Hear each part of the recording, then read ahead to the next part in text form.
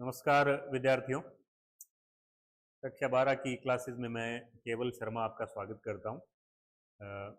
Flamingo book के अंदर poetry जो सेक्शन है, कविताओं वाला जो सेक्शन है, उसकी जो फर्स्ट पोएम है माई मदर एट 66, उस पर आज बात करेंगे, डिटेल्ड बात करेंगे और पूरी पोएम को अपन अच्छे से पढ़ेंगे। जैसा कि आपको नज़र आ रहा है स्क्रीन के ऊपर, इस पहले जो पार्ट 1 जो इस पोएम का है, वीडियो जो नंबर 1 है, उसमें हम दो चीज करने वाले हैं। पोइट्री के बारे में जानेंगे, एक तो कि पोइट्री किस प्रकार से प्रोज से अलग होती है, प्रोज और पोइट्री में डिफरेंस क्या है, इससे थोड़ा परिचित होंगे।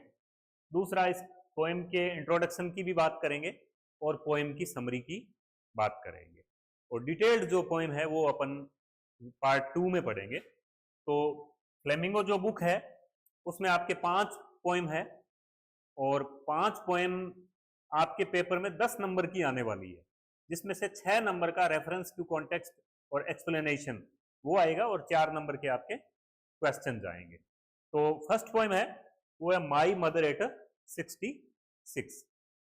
पोएम की थीम से जुड़ा हुआ ही मैंने थंबनेल लगाया है। जो मदर है वो ओल्ड है और ये पोइटेस है कमला दास। ये गाड़ी में जा रही है, ड्राइव करती हुई, यात्रा करती हुई, तो उसको प्रतीकात्मक रूप से मैंने लगाया है, ये आप देख सकते हैं, ताकि आप इसको बेटर अंडरस्टैंड कर सके। तो शुरू करते हैं। पोएम नंबर 1, क्लास 12 का poetry section, my mother eight 66। माँ के बारे में बहुत सारी बातें कवियों ने कही है, उस पर भी अपन बात करेंगे। कविताएं किस प्रकार से जो है वो पोइट्री जो है वो प्रोज से अलग होती है। ये देखो, ये आपकी फ्लेमिंगो बुक है, माई मदर एट 66। ये आपकी माई मदर एट 66 और कमला दास इसकी राइटर है। कमला दास एक अग्रणी, लीडिंग, फॉरमोस्ट पोइट रही है इंडिया की, जिन्होंने इंग्लिश में लिखा और साथ में मलयालम वगैरह में भी लिखा। तो अपन पोइट के बारे में भी जानेंगे कि किस प्रकार से पोइट्स जो है वो ये है कमला दास। कमला दास बहुत ही जानी मानी अग्रणी कवि रही है कमला दास। ये कमला दास के यंग अवस्था की फोटो है, ये आप देख सकते हैं, ठीक है, यंग कमला दास।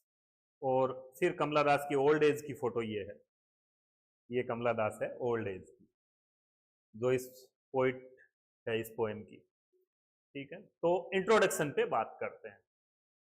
शुरू हम कर रहे हैं पोइट्री सेक्शन, कविताओं वाला सेक्शन। तो हमें बात करनी है कि पोइट्री में और प्रोज में, फ्लेमिंगो बुक के जो 8 लेसन है वो प्रोज के लेसन थे, और पहले 6 पोएम हुआ करती थी इसमें, अब हटा के एक हटा दी गई है, तो 5 पोएम रह गई है। तो ये पोएम्स हैं। तो पोएम्स और पोइट जो प्रोज है, पोएम्स को पोइट्री कहते हैं, तो उनमें क्या फर्क होता है। देखो, इंट्रोडक्शन लेते हैं हम, परिचय लेते हैं। देखो, परिचय लेंगे तो देखो थोड़ा सा अपन गौर करेंगे। तो डियर स्टूडेंट्स, होता क्या है, साहित्य लिटरेचर के अंदर लेखन की प्राय 2 विधा होती है, 2 तरीके होते हैं, प्राय रूप से फॉर्म्स होती हैं, ठीक है। कौन कौन सी फॉर्म्स होती है, देखो। प्रोज को आप कहते हैं गद्य लेखन।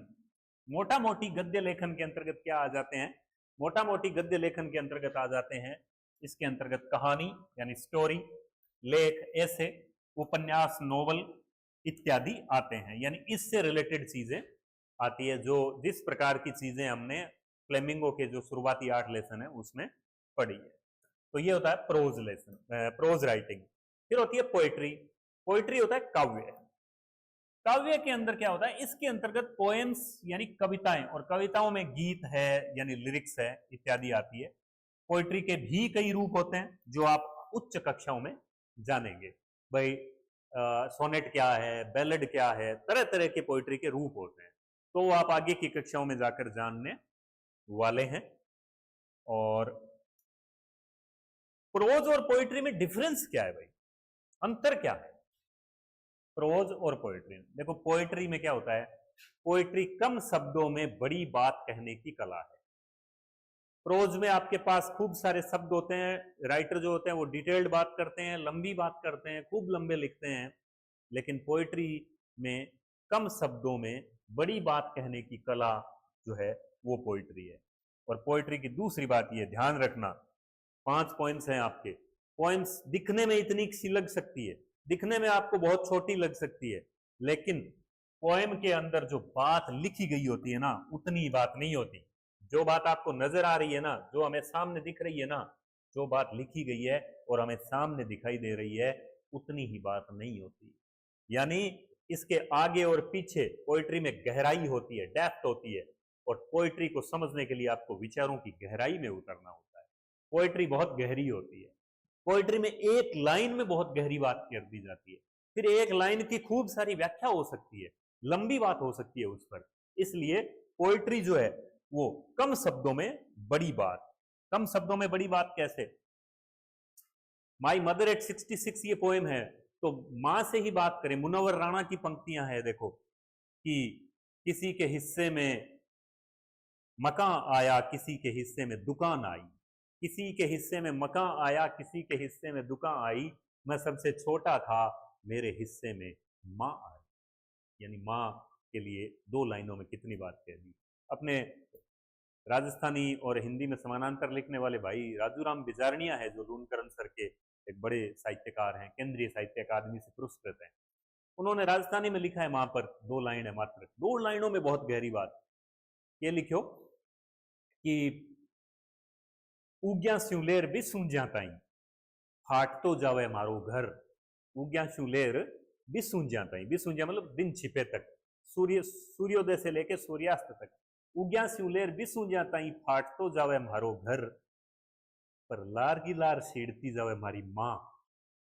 लार की लार सीढ़ती जावे मारी माँ, लखदा दे हमारी माँ की कारीगरी ने। यानी घर के अंदर जो है वो माँ का कितना बड़ा रोल है, इन लाइनों से बड़ी लाइनें नहीं हो सकती। तो पोएट्री में कम शब्दों में बड़ी बात कहने की होती है और आपको विचारों की गहराई में उतरना होता है।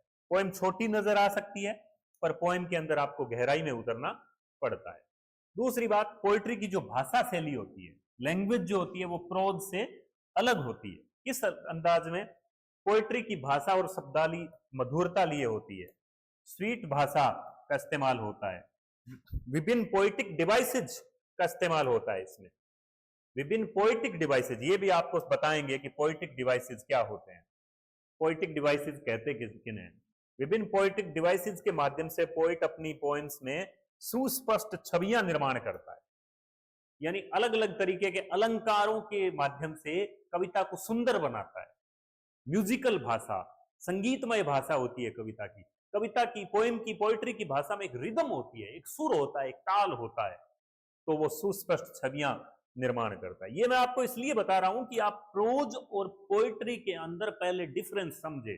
पहले आप प्रोज और पोएट्री में अंतर तो जाने कि प्रोज क्या है और पोएट्री क्या है। नहीं तो आपको पोएम का जो पर्पज है, और पोएम का पर्पज प्लेजर प्रदान करना, यानी आनंद प्रदान करना, और साथ में मैसेज प्रदान करना होता है।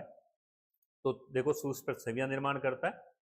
और पोएट्री में रिदम होती है, बता दिया। रिदम, एक रिदम मिलेगी आपको, एक म्यूजिक मिलेगा, फीलिंग होती है। पोएट्री, देखो गाने जो होते हैं वो पोएम का ही, पोएट्री का ही एक माध्यम है। गानों के अंदर जो बात आती है, गानों की जो विचार शब्द आते हैं, गानों के अंदर जो भावनाएं होती है, वो हमें छूती है। तो पोएम के द्वारा, पोएट्री के द्वारा ज्यादा संवेदनशील बात और ज्यादा छूने वाली बात कही जा सकती है। और इसकी भाषा अलंकारिक होती है, फिगरेटिव बोलते हैं। अलंकारिक भाषा को फिगरेटिव बताएंगे। इस पोएम के दौरान ही आपको कुछ बताएंगे कि अलंकारिक भाषा किसे कहते हैं या फिगरेटिव लैंग्वेज किसे कहते हैं। ठीक है, तो ये अंतर होते हैं इसके अंदर, पोएट्री और प्रोज के अंदर ये डिफरेंस है। मोटा मोटी आपको बात ध्यान में ये रखनी है कि पोएट्री के अंदर जो है वो पोएम आपको छोटी नजर आ सकती है, और एक पोएम की बहुत बड़ी बड़ी व्याख्याएं हो सकती है, बड़े बड़े अर्थ हो सकते हैं, बड़े बड़े भाव उससे केंद्रित हो सकते हैं। मोटा मोटी बात ये। अब देखो, पहले अपन बात करते हैं इस पोएम में अबाउट द पोइट, क्योंकि लेशन के शुरुआत में क्या है, अबाउट द पोइट। ये कमला दास। कमला दास को कन्फेशनल पोइट कहा जाता है। कन्फेशनल पोइट, कन्फेशनल पोइट किसे कहते हैं?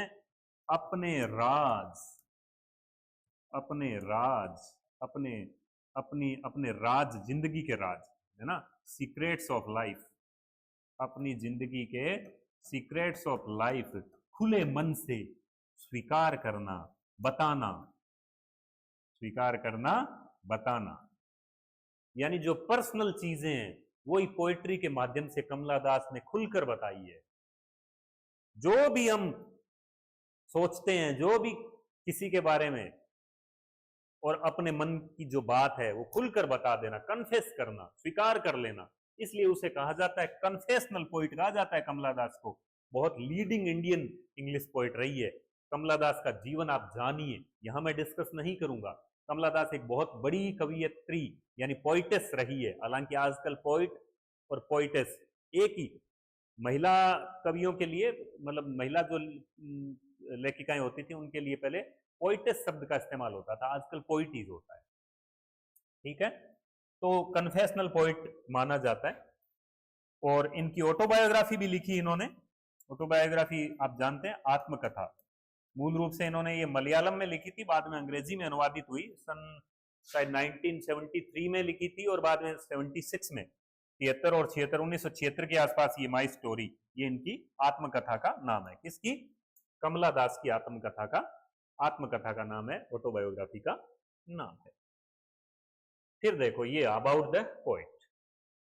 तो भाई कमला दास के बारे में बात करते हैं। तस्वीर आपको दिखाई थी, अबाउट द पोइट कमला दास 1934 में जन्मी थी और 2009 में इनकी का निधन हुआ। Was born in Malabar, Kerala. Malabar जो तटीय इलाका है, जो समुद्री तटवर्ती जो क्षेत्र है केरल का, वहां के मालाबार में सन 1934 में कमला दास का जन्म हुआ था। शी, और 2009 में इनकी डेथ हुई। शी इज रिकॉग्नाइज्ड, वो जानी जाती है, पहचानी जाती है, जानी पहचानी जाती है,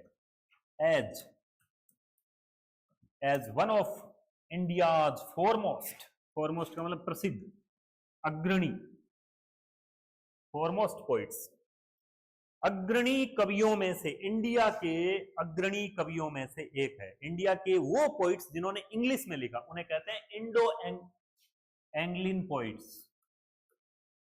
इंडो एंग्लिन राइटर्स कहते हैं। वो लोग इंडियंस जिन्होंने अंग्रेजी में लिखा उन्हें इंडो एंग्लिन राइटर्स कहते हैं। और इंडो एंग्लिन राइटर्स में कमला दास जो फॉरमोस्ट मानी जाती है, अग्रणी है, बहुत शानदार इन्होंने लिखा है। और वर्क्स आर नोन, उसके वर्क्स का मतलब लेखन के कार्य, उसके लेखन कार्य, कमला दास के लेखन कार्य नोन यानी जाने जाते हैं। किस बात के लिए जाने जाते हैं? देयर ओरिजिनलिटी, मौलिकता के लिए, यानी एक असलीपन है, एक मौलिक है, मौलिक स्वरूप है, ओरिजिनल लगते हैं वो। ऐसा लगता है कि ओरिजिनल हमारे देश से ही, हमारी मिट्टी से ही जुड़े हुए हैं। वर्सेटिलिटी, वर्सेटिलिटी, वर्सेटाइल से बनाइए, वर्सेटाइल। वर्सेटाइल किसे कहते हैं? वर्सेटाइल कहते हैं जो बहुमुखी प्रतिभा का धनी हो, बहुमुखी प्रतिभा का धनी हो, बहुमुखी प्रतिभा का धनी हो। तो फॉरमोस्ट पोइट है, उसके वर्क्स जो है वो ओरिजिनलिटी, वर्सेटिलिटी यानी बहुमुखी प्रतिभा के लिए जाने जाते हैं। And the indigenous flavour, and the indigenous flavour, indigenous का मतलब होता है स्वदेशी, देसी, अपने देश के, स्वदेशी या देसी, फ्लेवर स्वाद, जायका, स्वाद या जायका, और सोइल होती है मिट्टी। यानी कमला दास के जब लेखन के वर्क्स पढ़ते हैं ना, तो उनके वर्क्स के अंदर आपको देसी स्वाद आता है, इंडिजिनस फ्लेवर आता है, अपने देश की मिट्टी का स्वाद आता है। आपको लगता है कि यार वाकई में कुछ लिखा है अपने देश से जुड़ा हुआ। ठीक है, ये है कमला दास। और कमला दास हैज पब्लिश्ड मैनी नॉवेल्स, कमला दास के कई सारे उपन्यास भी छपे हैं, प्रकाशित हुए हैं, बहुत सारे उपन्यास एंड शॉर्ट स्टोरीज, और छोटी यानी लघु कहानियां जिसे कहते हैं शॉर्ट स्टोरीज में।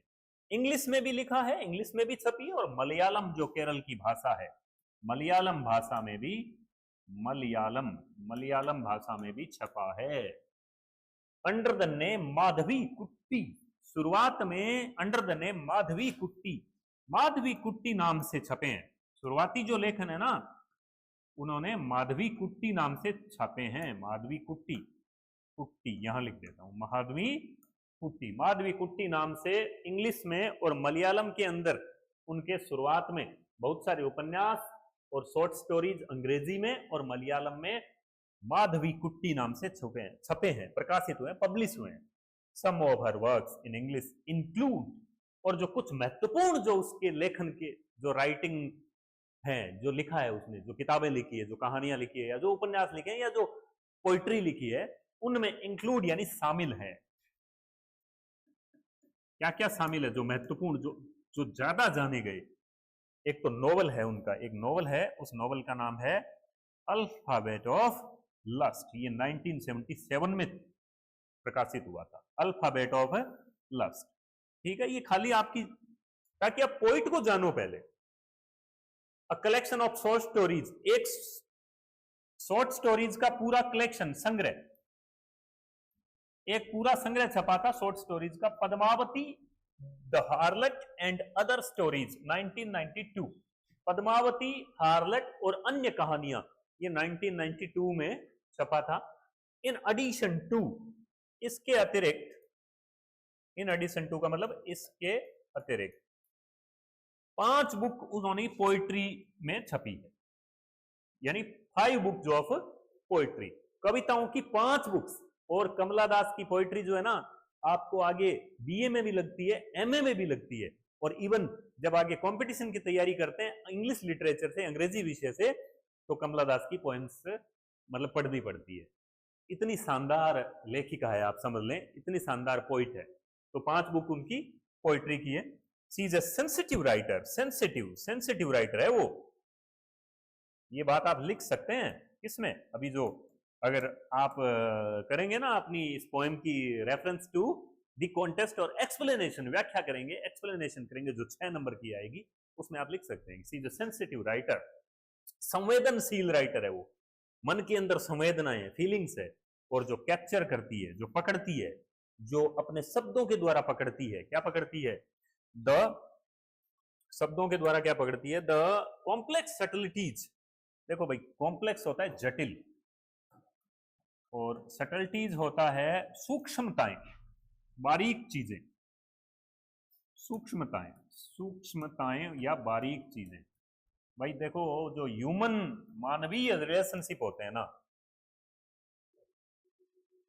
मानव के जो संबंध होते हैं, मानव से मानव का रिश्ता होता है ना, वो गणित के 2 और 2 4 के नियम पर आधारित नहीं होता। उसमें कॉम्प्लेक्स सटलिटीज होती है, सूक्ष्म जटिलताएं होती है, जटिलताएं, सूक्ष्मताएं, जटिल सूक्ष्मताएं, बहुत बारीक बारीक जटिल उलझी हुई सूक्ष्मताएं होती है ह्यूमन रिलेशनशिप में। उनको वो लिरिकल ईडियम्स, गीतों के माध्यम से, लिरिकल गीत, ईडियम मुहावरा होता है, वैसे गीतमय मुहावरे के माध्यम से प्रकट करती है। और my mother eight 66 is an example, और ऐसा ही एक उदाहरण है ये पोयम, कि किस प्रकार से जो मानवीय संबंध होते हैं, हमारे परिवार में एक दूसरे से संबंध होते हैं, हमारे माता पिता से संबंध होते हैं, हमारे बहन भाइयों से संबंध होते हैं, उनको लेकर, उनको एक्सप्रेस करना, उनको व्यक्त करना, किस प्रकार से कितना जटिल होता है, कितना कठिन होता है, वो एक पोइट किस प्रकार से व्यक्त कर सकता है। तो यहां जो है वो इसका एक एग्जाम्पल है कि ये पोएम जो है वो किसका उदाहरण है? ये पोएम है complex subtleties of human relations. ये बात है, इसका उदाहरण है ये बात भी आप कहीं लिख सकते हैं। इसका उदाहरण है, ये पोएम उदाहरण है complex subtleties of human relationship. ठीक है, तो ये हमने जान लिया किसके बारे में? कमला दास के बारे में। कमला दास अबाउट द पोइट वाले सेक्शन में जो आपकी बुक में दिया गया है। अबाउट द पोइट वाले सेक्शन के अपन थोड़े से मीनिंग देख लेते हैं, वोकेबलरी देख लेते हैं। देखो, वॉज बोर्न जन्म हुआ था 1934 में जन्म हुआ था। 2009 में रिकॉग्नाइज्ड यानी जानी जाती है कमला दास फॉरमोस्ट पोइट के रूप में, अग्रणी। ठीक है, तो ये वर्ड मीनिंग आपको इसलिए क्योंकि इंग्लिश के अंदर vocabulary is the most important thing. अंग्रेजी में आपको अगर वोकेबलरी नहीं आती, अगर आपके पास शब्द भंडार नहीं है, आपके पास शब्द नहीं है, तो आप अंग्रेजी सीखने की, अंग्रेजी जानने की और अंग्रेजी में लिखने की कल्पनाएं छोड़ दीजिए, नहीं कर सकते। इसलिए मैं लिखता हूं वॉज बोर्न जन्म हुआ, रिकॉग्नाइज्ड जानी जाती है, फॉरमोस्ट अग्रणी और फेमस। ठीक है, और वर्क्स उसके लेखन के कार्य, राइटिंग, ओरिजिनलिटी, ओरिजिनलिटी होती है मौलिकता, जो खुद मौलिक लिखा हो। ठीक है, और फिर आ गया वर्सेटिलिटी। वर्सेटिलिटी क्या होती है? वर्सिटिलिटी, वर्सिटिलिटी यानी बहुमुखी प्रतिभा से भरे हुए, वर्सिटिलिटी बहुमुखी प्रतिभा से भरे हुए। इंडिजेनस, वेरी इंपॉर्टेंट वर्ड है ये, इंडिजेनस, स्वदेशी, देसी, आपने देश से जुड़ा हुआ, इंडिजेनस, इंडिजेनस। ठीक है, फ्लेवर होता है जायका या स्वाद। अपन कहते हैं ना क्या फ्लेवर दिया है, सोइल, मिट्टी, सोइल मिट्टी। माधवी कुट्टी नाम से उन्होंने मलयालम और इंग्लिश में भी कुछ नॉवल जो है, शॉर्ट स्टोरीज इन्होंने लिखी है, कमला दास ने लिखी है, माधवी कुट्टी नाम से उन्होंने लिखी है। ठीक है, और in addition to, in addition to का मतलब होता है के अतिरिक्त। सेंसिटिव, संवेदनशील, वेरी इंपॉर्टेंट वर्ड, संवेदनशील, सेंसिटिव, संवेदनशील, भावनाओं को समझने वाला, जिसके मन में संवेदनाएं हो उसे सेंसिटिव कहते हैं। व्यक्ति को सेंसिटिव होना चाहिए। और फिर कैप्चर यानी आकर्षित करती है, पकड़ती है, जिस प्रकार से कैप्चर करता है कैमरा आपकी तस्वीर को, ठीक उसी तरीके से वो ह्यूमन रिलेशनशिप की कॉम्प्लेक्स सटलिटीज को, कॉम्प्लेक्स का मतलब जटिल, सटलिटीज यानी बहुत ही बारीक सूक्ष्मताओं को जकड़ती है, पकड़ती है। ह्यूमन रिलेशनशिप यानी मानवीय संबंध, मानवीय संबंध। लिरिकल ईडियम, गीतमय मुहावरे, ईडियम बोलेंगे इसको। ठीक है, कविता में व्यक्त करती है। तो ये हमने पढ़ लिया पोइट के बारे में। हमने जान लिया कि भाई प्रोज में और पोइट्री में डिफरेंस क्या होता है, पोइट्री में किस प्रकार की लैंग्वेज होती है और किस प्रकार के विचार होते हैं, और कमला दास के बारे में हमने बेसिक जानकारी ले ली है। अब हम इस पोएम की थीम की बात और करते हैं और समरी की बात करेंगे। ठीक है, यहां मैं आपको बता दूं, एक तो थीम आप अच्छे से रटें। थीम एक लाइन में होगी, 2 लाइन में होगी, थीम का क्वेश्चन भी आता है। थीम का मतलब होता है विषय वस्तु। इस पोएम की विषय वस्तु क्या है, सब्जेक्ट मैटर क्या है। थीम का मतलब होता है सब्जेक्ट मैटर, सब्जेक्ट मैटर। इस पोएम की का सब्जेक्ट मैटर क्या है, विषय वस्तु क्या है। और दूसरा है समरी। अब ये जो समरी जो शुरुआत में ही मैं इसलिए दे रहा हूं कि फर्स्ट ऑफ ऑल आपको ये पता चल जाए कि इस पोएम का मोटा मोटी मेनली सार क्या है, समरी क्या है। और वो समरी आप जब प्रिपेयर कर लेंगे तो वो समरी आपके इसकी 6 नंबर की आएगी। क्या आएगी? एक्सप्लेनेशन। बोर्ड के पेपर में 6 नंबर की एक्सप्लेनेशन आएगी रेफरेंस टू कॉन्टेक्स्ट के साथ। Reference to context, with reference to context and explanation 6 number की। और 4 नंबर के आएंगे क्वेश्चन पोएम्स में से। प्रत्येक पोएम की आपको समरी अच्छे से याद है। मैंने ये बात का विशेष इस बात का ख्याल रखा है कि जो समरी है उसका बढ़िया से उपयोग लें हम। किसमें? एक्सप्लेनेशन में, reference to context with reference to context और एक्सप्लेनेशन में अच्छे से काम लें। तो समरी को आप अच्छे से समझ लेना। ठीक है, तो समरी की बात करेंगे और थीम की बात करेंगे। और मैं ये दावा कर रहा हूं कि अगर आपने समरी और थीम यहां अच्छे से याद कर ली तो ये पोएम आपके 90% रेडी हो गई। ठीक है, तो चलो बात करते हैं किस पे? थीम पे। थीम क्या है? देखो, theme of the poem, theme है इस पोएम की कि the fear of separation of our close relatives. Theme, विषय वस्तु क्या है? फियर का मतलब होता है भय, डर। और डर किस बात का? सेपरेशन, सेपरेशन यानी अलग होना, अलग होना। हमें अलग होने का भय रहता है, हमें दूर होने का, खो देना। खो देने का भय है। खो देना का मतलब लूज। किसका? Close relatives. हमारे जो क्लोज रिलेटिव्स होते हैं, हमारे क्लोज का मतलब नजदीकी जो रिश्तेदार होते हैं, नजदीकी जो संबंधी होते हैं, माता पिता है, दादा दादी है, बहन भाई है, नाना नानी, ये क्लोज रिलेटिव्स हैं। इनको खोने का फियर ऑफ लॉस, खोने का जो भय है, वो इसकी थीम है। ठीक है, और तो ये आप अच्छे से लिख भी लें और याद भी कर लें। फिर आना है समरी पे। Summary of the poem, very important. देखो थोड़ा सा मैं पहले बता दूं कि समरी यानी इसकी बैकग्राउंड क्या है, इसकी पृष्ठभूमि पोएम की क्या है। बैकग्राउंड क्या है? देखो कि जो कमला दास है, पोइट है, वो जा रही है अपने पेरेंट्स के घर से, अपने माता पिता के घर से एयरपोर्ट जा रही है। उसे कोई शायद फ्लाइट पकड़नी है, तो कोचीन एयरपोर्ट जा रही है। कोचीन एक शहर है, एक सिटी है केरल के अंदर, और वहां उसे फ्लाइट पकड़नी है और वो ड्राइविंग करते हुए जा रही है, गाड़ी में जा रही है, और गाड़ी में बैठी है उसकी मदर पास में, साथ में कमला दास कहती है, या कमला दास नाम ही मान ले, पर ये कमला दास खुद ही बता रही है। तो पोइट मान ले आप कि पोइट जो है वो गाड़ी में जा रही है ड्राइव करती हुई, कोचीन एयरपोर्ट जा रही है। फ्राइडे मॉर्निंग की बात है, शुक्रवार की बात है, वो कोचीन एयरपोर्ट जा रही है और उसे पकड़नी है फ्लाइट, और गाड़ी से ड्राइव करती हुई जा रही है। साथ में बैठी है उसकी मदर, और मदर है ओल्ड, और जब वो ओल्ड मदर को देखती है तो उसे डरावने ख्याल आते हैं कि मेरी माँ जो है वो ओल्ड हो गई है, और मेरी माँ इतनी ओल्ड हो गई है कि अब वो शायद हमारे साथ ज्यादा दिन नहीं रह सकती, और उसे डर लगता है, उसके मन में दर्द होता है जब उसकी माँ को वो गाड़ी में बैठे बैठे नजर पड़ती है, देखती है, विचार आते हैं। तो उस ख्याल को लेकर ये पोएम है। तो पहले समरी देखते हैं कि the poet is going to, the poet is going to Cochin airport. The poet is going to Cochin airport. Cochin एक शहर है। कौन सा एयरपोर्ट? कोचीन। कोचीन एयरपोर्ट जा रही है फ्रॉम हर पेरेंट्स होम। कहां से? अपने पेरेंट्स के घर से, अपने माता पिता के घर से, इन हर कार, अपनी कार में। क्लियर? अपनी कार में पेरेंट्स के घर से कोचीन एयरपोर्ट जा रही है।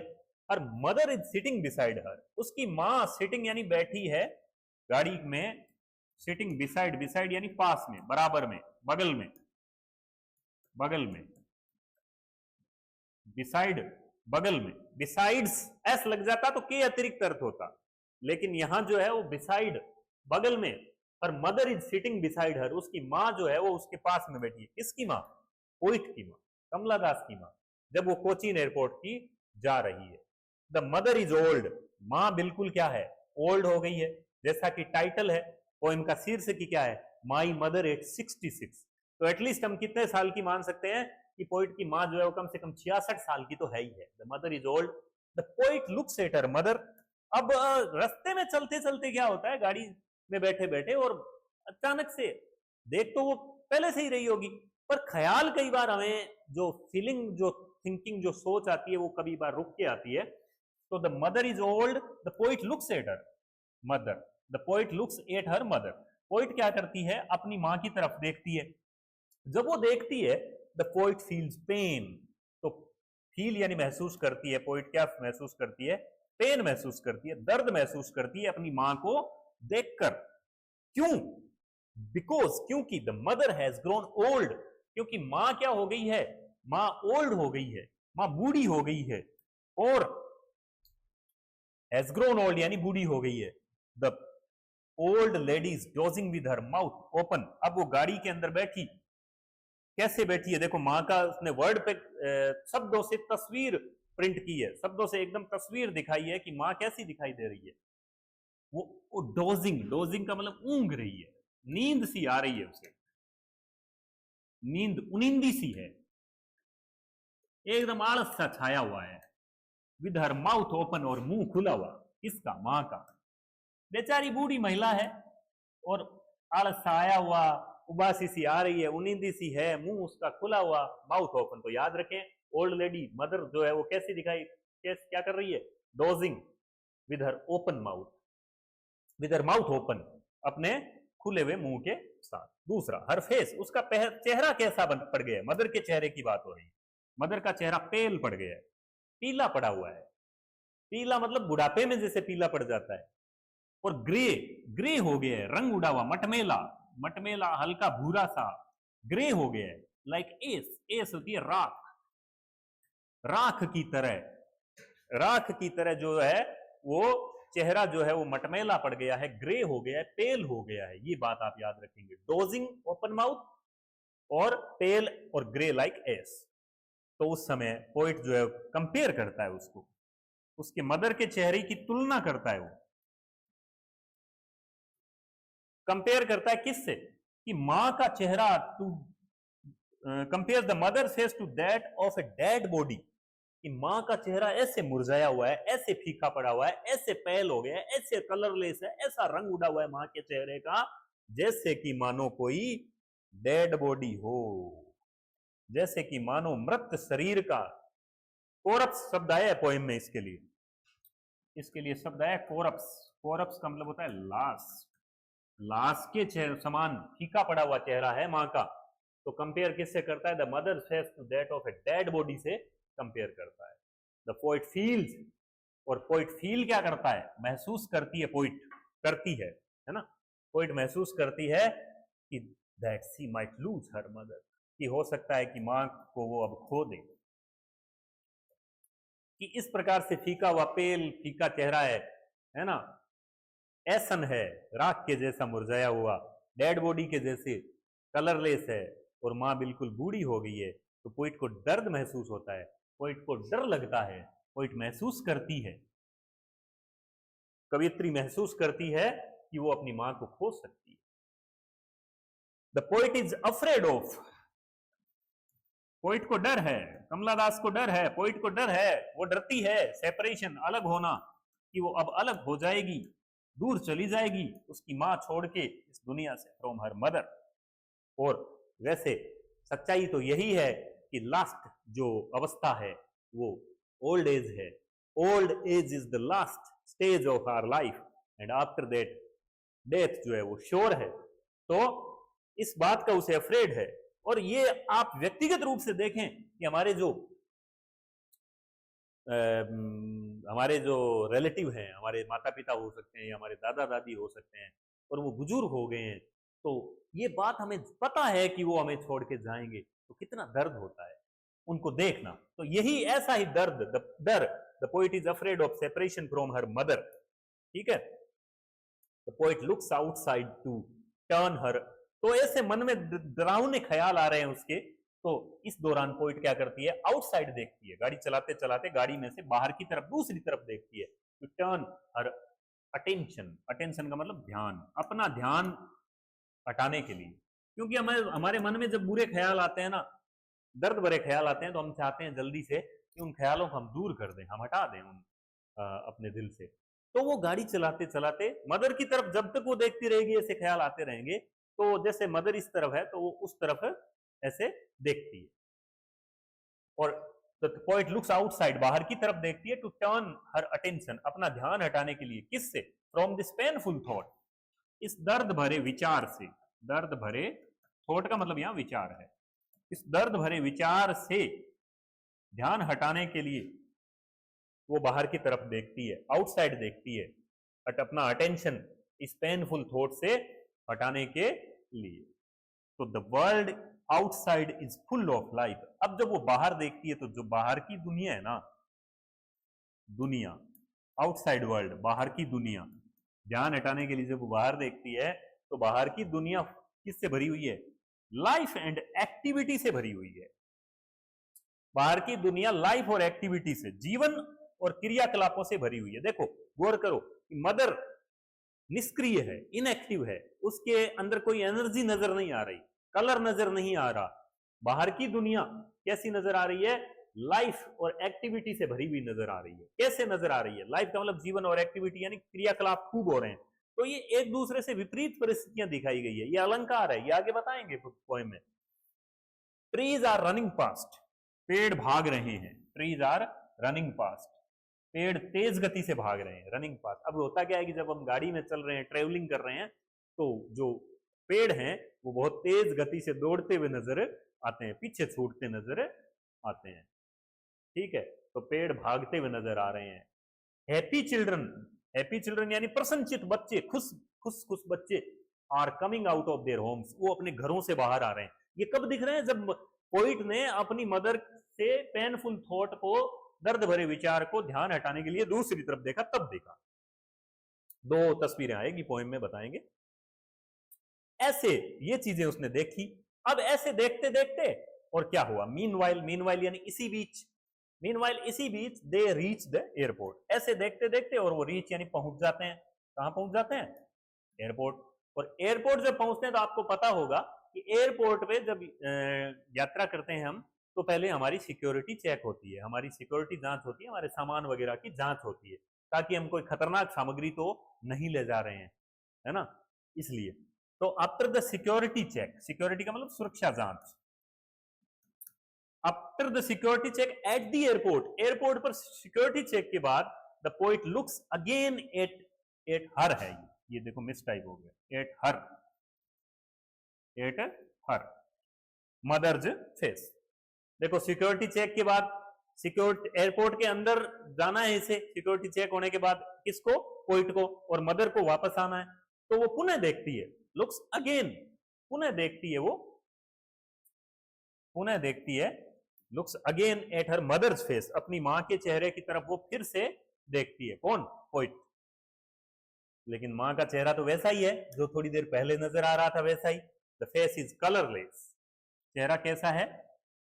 द फेस इज कलरलेस, रंगहीन है, चेहरे में कोई ज्यादा रंग नजर नहीं आ रहे। इट हैज नो, मां का चेहरा फिर से बताया गया, इट हैज नो ब्राइटनेस, इनमें कोई चमक नहीं है, ब्राइटनेस नहीं मां के चेहरे में। तो यहां फिर वो कंपेयर करती है, यहां फिर वो एक तुलना करती है। पहले तो पिछले बार तो उसने किससे की थी? कॉर्प्स से, डेड बॉडी से, लाश से। यहां वो कंपेयर करती है, she compares the mother's face to the late winter's moon, सर्दियों के, लेट विंटर का मतलब जाती हुई सर्दियां, सर्दियों का अंतिम भाग, जाती हुई विंटर यानी सर्दियां, जाती हुई सर्दियों के चंद्रमा से, मून से कंपेयर करती है मां के चेहरे को, कि मां का चेहरा कैसा नजर आ रहा है। जब वो एयरपोर्ट पे सिक्योरिटी चेक करवाने के बाद फिर से देखती है, तो मां का चेहरा ऐसे नजर आ रहा है जैसे वो सर्दियों का लेट विंटर्स मून हो। और फिर से the poet again felt her childhood fear, तो फिर उसे बचपन का डर आता है। बचपन से वो सोच रही है कि मेरी मां बिछड़ ना जाए, लेकिन अब वो भय और जो है वो बड़ा हो गया है, तो फिर से वो चाइल्डहुड फियर को, बचपन के डर को महसूस करती है। She is afraid of losing her mother, वो अपनी मां को खोने का डर महसूस करती है। और but the poet hides her feelings, लेकिन अपनी भावनाओं को वो छुपाती है। मां की तरफ देखकर, अपनी मदर की तरफ देखकर वो ये नहीं चाहती कि मेरी मां को ये पता चले कि मैं ये सोच रही हूं कि मेरी मदर मेरे साथ नहीं रहेगी। क्योंकि हम, बुजुर्ग जो व्यक्ति होता है उसको ये थोड़ी इंगित करते हैं कि अब आप ज्यादा दिन नहीं रहने वाले, उसको तो हम यही आशावादी बनते हैं, उसको यही हिम्मत बनाते हैं कि नहीं आप ठीक हैं, आप बहुत अच्छे हैं, आप बहुत ठीक लग रहे हैं। तो वो अपनी पोइट अपनी फीलिंग्स को हाइड करती है, छुपाती है। She tries to be optimistic, और वो क्या होना चाहती है? कोशिश करती है, वो ट्राई करती है, कोशिश करती है ऑप्टिमिस्टिक होने की। ट्राई करती है किस बात की? ऑप्टिमिस्टिक होने की। ऑप्टिमिस्टिक क्या होता है? आशावादी। एक तो होता है निराशावादी, पेसिमिस्टिक, पेसिमिस्टिक होता है, पेसिमिस्टिक। पेसिमिस्टिक तो होता है निराशावादी, कि नहीं नहीं यार ये तो नहीं होगा। कोई भी काम कह दो उसको, फला यार ऐसा तो नहीं होगा, यार ऐसा हो जाएगा, नहीं ऐसा तो नहीं होगा, उम्मीद नहीं रखता, वो निराशावादी होता है, पेसिमिस्टिक। और जो अच्छी उम्मीद रखे उसे ऑप्टिमिस्टिक। तो ऑप्टिमिस्टिक होती है मां के प्रति और अपनी फीलिंग्स को हाइड करती है। तो ऑप्टिमिस्टिक होके क्या बताती है वो? The poet says goodbye to her mother, अपनी मां को वो गुड बाय कहती है, ठीक है, गुड बाय कहती है। और स्माइल एंड, और फिर अपनी मां की तरफ, and smile again to her, again and again, again and again होगा यहाँ, ठीक है। यहाँ फिर मिसप्रिंट है, smiles again and again to her, बार बार अपनी मदर की तरफ देखकर मुस्कुराती है और उसके गुड बाय कहती है। यानी ये दिखाता है कि वो अपनी माँ को हिम्मत बता रही है, भरोसा दिला रही है, अश्योरेंस दिला रही है। तो ये इसकी समरी है। इस समरी को आप अच्छे से ये देखो, आप ये बुक के अंदर भी पिक्चर है। अगले भागों में हम जब हम करेंगे तो आपको अच्छे से तस्वीरें और दिखाएंगे, कुछ काम की तस्वीरें। तो ये समरी आप अच्छे से लिख लें, और इस समरी को लिखने के लिए मैं आपको फिर से एक बार स्क्रीनशॉट वगैरह लेने के लिए, ये यहां से देखो, समरी ऑफ द पोएम, आराम से आप ले लें, ये लो, आप ले सकते हैं। देखो ये समरी ऑफ द पोएम, यहां तक का स्क्रीनशॉट आप आराम से ले लें। मैं हट भी जाता हूं। यहां का स्क्रीनशॉट लेने के बाद मदर तक का, फिर देखो आप एक लाइन है नीचे, इसको यहां रोक के लिख ले, ठीक है। और फिर देखो ये आप यहां तक ये पूरा इसको लिख लें, क्योंकि ये समरी मैंने बताया, जो समरी याद कर लेगा, जो समरी तैयार कर लेगा, उसके पॉइंट लगभग तैयार हो गई, ठीक है। और फिर ये भाग है द पोइट, ये इस भाग की भी आप ले लें समरी, आराम से इसकी स्क्रीनशॉट ले लें। मैं हट जाता हूं। और ये मीनवाइल ये लाइन भी, अब मैं बीच बीच में स्लो कर रहा हूं, आप रोक रोक के भी लिख सकते हैं, आराम से लिख सकते हैं। इट हैज नो यहां से, और ये लो, ठीक है। और आप चाहें, आप ये ऐसे नहीं लिख पा रहे हैं तो आप मेरे को सूचना दीजिएगा, मैं आपको इसकी ये जो पीडीएफ है, यही पीडीएफ मैं भेज दूंगा, लेकिन इसमें एक दो मिस टाइप हुए हैं, वो आपको ध्यान रखना पड़ेगा। ऑप्टिमिस्टिक, आशावादी, ठीक है। तो भाई ये इस पहली भाग हो गया। इसके अंदर हमने पोइट्री और प्रोज में डिफरेंस जाना, कमला दास के बारे में जाना, और साथ में इस पोएम की समरी के बारे में बात की। ये पोएम आपकी माई मदर 866 का पहला भाग है, पहला वीडियो है। अगले वीडियो में हम पूरी पोएम को पढ़ेंगे, पूरी किताब की पोएम जो आपके सामने होगी वो बोर्ड पे होगी, और उसका meaning to meaning, line to line हम पढ़ने वाले हैं अगले वीडियो में। तो रहिएगा तैयार अगले वीडियो के लिए, और मुझे अपना फीडबैक देते रहिएगा, बताते रहिएगा। धन्यवाद, नमस्कार।